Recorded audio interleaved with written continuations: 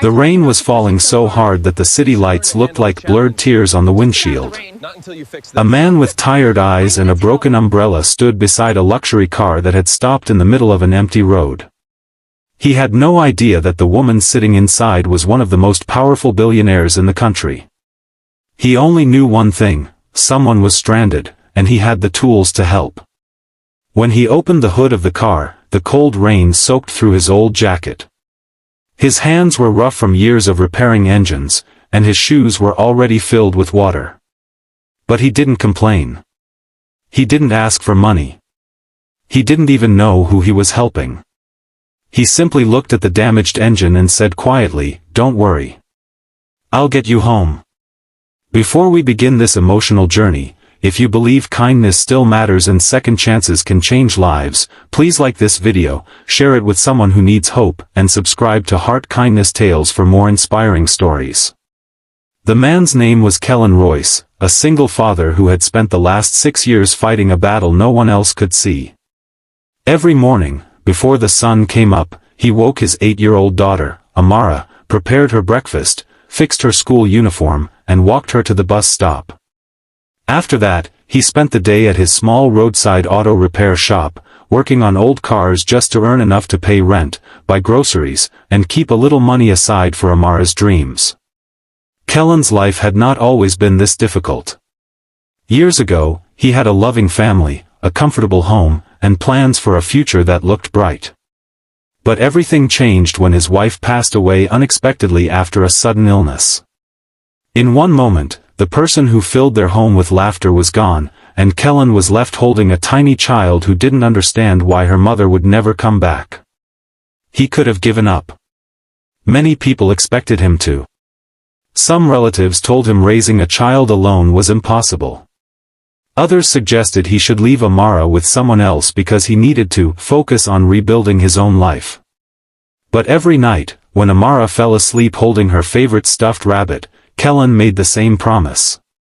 He promised her that even if life became difficult, she would always feel loved. The years were not easy. There were nights when he counted the last few coins in his pocket. There were mornings when his old truck refused to start, and he had to walk miles to open his repair shop. There were moments when he sat alone after Amara went to bed, wondering if he was failing as a father. But whenever Amara smiled and said, "You're the best dad in the world," he found the strength to continue. Across the city, far away from Kellan's small neighborhood, lived a woman named Serafina Vale. She was the owner of a massive technology company, a woman whose name appeared on magazine covers and business headlines. People saw her as fearless, brilliant, and unstoppable. But they didn't see the loneliness behind the expensive clothes and glass buildings. Serafina had spent most of her life chasing success because success was the only thing she could control. After losing her parents at a young age, she learned how to depend only on herself. She built an empire from nothing, but somewhere along the way, she forgot what it felt like to trust someone. People around her wanted her money, her connections, and her approval. Very few people cared about how she felt. That night, after a long business meeting, Serafina decided to drive home alone. She wanted a few quiet moments away from assistants, schedules, and endless conversations. But halfway through the journey, her car suddenly stopped. She tried calling for help, but the storm had damaged the signal. The road was nearly empty, and the rain kept getting heavier. For the first time in years, Serafina felt completely helpless. Then she saw a small repair truck approaching through the rain. She expected a mechanic to complain about the weather or demand a huge payment. Instead, Kellan stepped out, looked at the car, and asked if she was safe. "You should go back inside," he told her. "It's freezing out here." Serafina stared at him. "You're the one standing in the rain." Kellan smiled slightly. "I'm used to it." Those simple words stayed in her mind. He didn't know her name. He didn't know how much money she had. He didn't treat her like someone important. He treated her like a person. Kellan carefully examined the engine. The problem was small, but the storm made everything harder. Water dripped from his hair as he worked. His fingers shook from the cold, but he continued. After a few minutes, Serafina noticed something unusual. His wallet had fallen from his pocket, and a small photo slipped out. It was a picture of a little girl smiling beside him. "Your daughter?" she asked. Kellan looked at the photo and his tired face immediately softened. "Yes. Her name is Amara. She must be lucky to have a father like you." Kellan looked away for a moment. "I just hope I'm doing enough." Those words surprised Serafina. The man standing in front of her, soaked and exhausted, was worried he wasn't enough. Meanwhile, she had everything money could buy and still felt empty. After another few minutes, the engine finally started. The sound of the car turning on felt like a small victory in the middle of the storm. Serafina reached for her purse. "Tell me how much I owe you." Kellan shook his head. "Nothing." She looked confused. "Nothing? You worked in the rain." He closed the hood and smiled.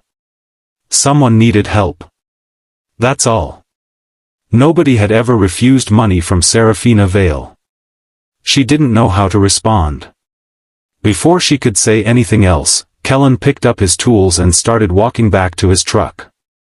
"Wait," she called. He turned around. For a moment, Serafina didn't know what to say.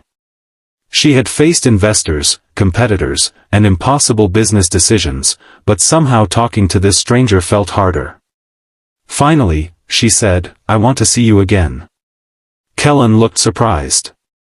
Not because she wanted to meet him, but because he couldn't understand why someone like her would want to spend time with someone like him. "Why?" he asked. Serafina smiled softly. "Because you reminded me that good people still exist." The next morning, Kellan woke up thinking the previous night had been nothing more than a strange encounter. He helped Amara get ready for school, packed her lunch, and returned to his normal routine. But later that afternoon, a black luxury car stopped outside his repair shop. Kellan looked up and froze. Serafina stepped out. She wasn't wearing a designer outfit or surrounded by assistants. She looked different. More relaxed. More human. "I thought you might be here," she said. Kellan laughed quietly. "You found me?" "I have resources," she replied with a small smile. "But I didn't come here for business." Over the next few weeks, something unexpected happened. Serafina started visiting the repair shop. At first, Kellan was uncomfortable. He wondered why someone so successful would want to spend time around his simple life. But Serafina didn't care about luxury anymore. She wanted to hear about Amara's school stories.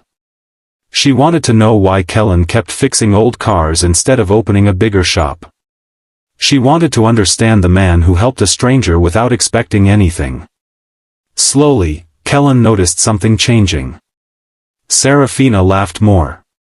She stopped looking at every conversation like a business meeting.